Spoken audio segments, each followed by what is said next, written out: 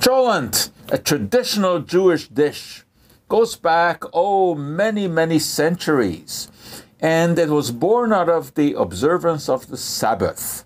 According to the Bible, on the Sabbath you're not allowed to do any work, including cooking. So traditionally what was done was that the dish was assembled, beans, different kinds, barley, vegetables, short ribs, and to be cooked slowly overnight so that there would be a lunch ready for the Saturday Shabbat luncheon. Well, there are several different versions of this dish, and I grew up with them. My mother used to make it on top of the stove. She would slow cook it like a stew, which means that it cooked at 100 degrees, the boiling point of water. My mother-in-law did something different. She cooked it all in the oven at a temperature of about 200 degrees Celsius. Now that makes a difference in terms of the composition of the chemicals in the final product. Why? Because of a chemical reaction known as the Maillard reaction. First, of course, investigated by Camille Maillard, a French chemist in the early 1900s. Whenever you have glucose present with amino acids in a food, they cross-react, and they form a whole collage of compounds called advanced glycation end products, or AGEs for short. Now these are problematic. Why? Because there are all kinds of studies showing that they are not particularly good for us, especially the one called acrylamide, which forms very easily. Forms in all kinds of foods.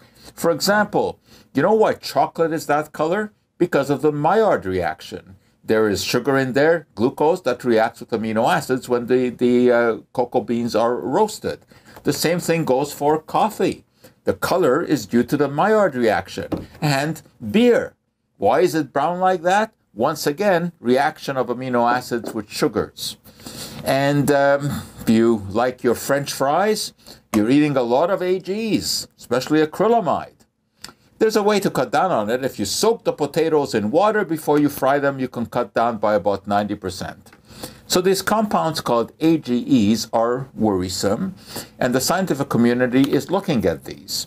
And we want to cut down our ingestion of these compounds. How do we do that? By adjusting cooking methods, cognizant of the fact that we can't totally avoid them.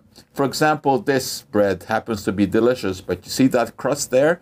That will contain some of these advanced glycation end products. Slow cooking at low temperature is a way of avoiding it. So now back to my cholent. What do?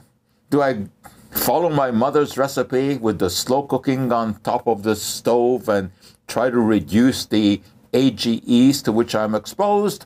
Or do I follow my mother-in-law's recipe and put it all in the oven? Well, I gotta tell you, that's what I do. I follow my mother-in-law's recipe, even though in a health competition, it would lose out.